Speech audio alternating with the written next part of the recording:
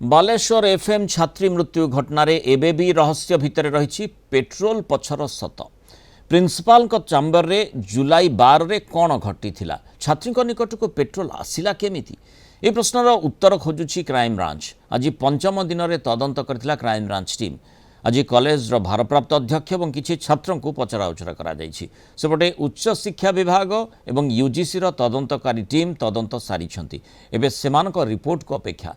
समस्तंकर बड़ प्रश्न छात्री अभियोग को college internal complain committee ICC कहीं गुरुत्व देलानी, क्यों परिस्थिति एवं कहीं समीर साहू को क्लीन चिट देला आईसीसी।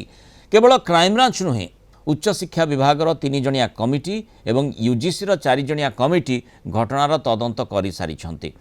उभय तदंतकारी कमिटी आईसीसी निष्क्रियता और अभियोग परिचालना उपर फोकस कर।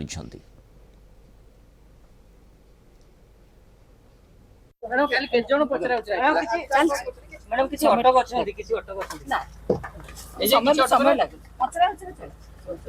केते जण पाखा पाखी पचरा जाइछो तो चली हम साहाय्य करचोंती आमे।